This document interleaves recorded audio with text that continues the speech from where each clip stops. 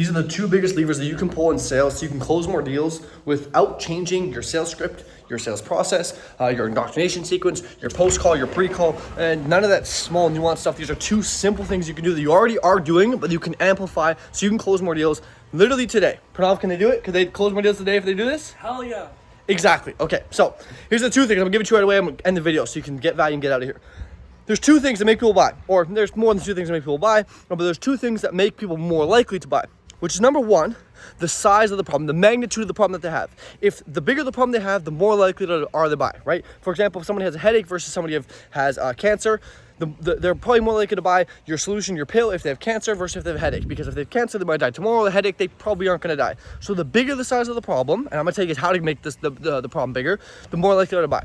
Number two is their belief bubble. The bigger their belief is in the actual solution, the more likely they are to buy, right? The more likely they are to believe that your thing will work for them, the more likely they are to buy. If they believe that this thing would work times 1,000, even if they don't have a big of a problem, they will probably buy.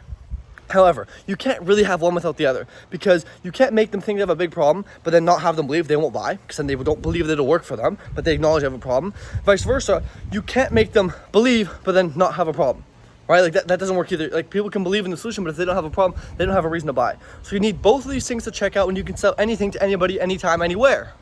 Also, down for all the people in the YouTube comments telling me, Stefan, you talk too fast. Sorry, man, I just get too excited about this stuff, right? Like, man, like, I'm changing. Like, I hope I just change one person's life with a video. That one person closes one more deal and helps one more people, inspires one more person. That's my whole goal, is to inspire people. Okay, let's talk about these two things. How can you increase both of these? Number one, how do you increase the magnitude of the problem? Very, very simple. Right? Very simple. Is you extrapolate. I wish I had two hands to show you this. You extrapolate the time horizon of the problem, right? If you go into the past of the problem, you can make the problem seem bigger by making them realize how long they've had the problem. Also, on the contrary, if you make them realize how their life will be if they continue to have this problem, aka go into the present, the size of the problem is magnified because the timeline is stretched out. So the problem seems that it gets bigger. Okay?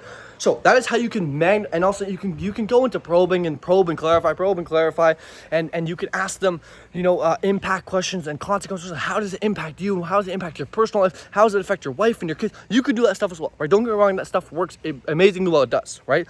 But fundamentally, if you extrapolate the size of the problem and the time horizon of how long they've had the problem and how their life will continue to be if they continue to have this problem, you will make the problem bigger.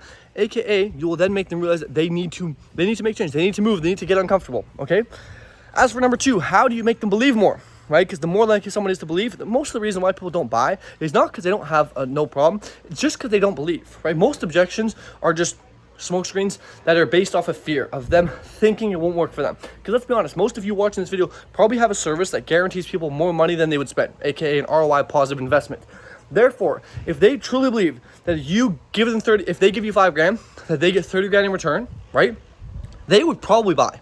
As a matter of fact, if you went to a machine right now and the machine said, give me $1, I'll give you $100, you'd probably give it all your money and just keep giving it all your money, right? So here's the thing, if people truly believed that what you had would work for them, most people would buy, because most offers that people make are actually good. So the real reason why most people don't buy is because they don't believe. Not even because of the problem, it's that they don't believe in the solution. And so to make them believe more is a very, very nuanced question, because there's so many components to belief, right? There's literally 1,000 things for belief, right? One of the things is, how do you look, right? If you look like me on a sales call, people probably won't believe you because you look like a fucking hippie idiot. Whereas if you look like Omar, like, I'm buying from this guy. Like, look at him. He's gonna take care of you. Like, he will take care of you, right? By the way he looks. So you could argue that, well, part of it is how you look. How do you look? Some of it is how much have you actually tailored your solution to them, right? If they said they need X and you've offered them Y, they probably aren't gonna believe it's gonna work, right? So a part of it is that. But I think fundamentally, belief comes down to how much they trust in what you say, which really comes down to you, not just the words you say, but it's how you present yourself and how you talk, right? A lot of your tonality, a lot of your conviction, which is why one of the biggest things that Alex Moses talks about in sales all the time is conviction. If you have conviction that your product and your service is good, no matter how much you suck at sales, fundamentally speaking, right? You could ask the stupidest question, say the stupidest shit. If you truly believe, you probably won't let people get off the call unless they buy. For example, doctors, I like to think, aren't very good salesmen. Yet every single time someone goes to the doctor, they buy. Why? Because they believe that their solution will work for them, and the prospect trusts the doctor because the way that their accreditation and all their schooling and education works. So they trust what the doctor says to be true. Therefore, when the doctor recommends A, the person buys A. Simple as can be, right? And so if you really want to learn how to make people believe more, there's a lot of really cool stuff on a lot of psychology stuff on making people trust you more, making people believe more in what you say. Right? A lot of you can read a lot of books on how to win friends and influence people. Great book. Persuasion, another great book. There's a lot of psycho cybernetics. A lot of great books on persuasion and psychology and how people think and how to make them believe what you say and all this stuff. But fundamentally, it just comes down to making people believe what you say. And I'll tell you what, if someone's speaking like this, hey John, wearing like a hoodie, they probably won't believe them. But if someone shows up looking nice, dressed nice, speaking confidently, with conviction, not stuttering, owning up and taking control of the call, they're probably more likely to listen to what that person has to say. So those are the two things that will literally, as of today, without changing anything else in your life, make you more money. Whew. Now go comment down below about how fast I was speaking, because I was ripping through that video, so I can give you a bunch of value in a short amount of time. Peace.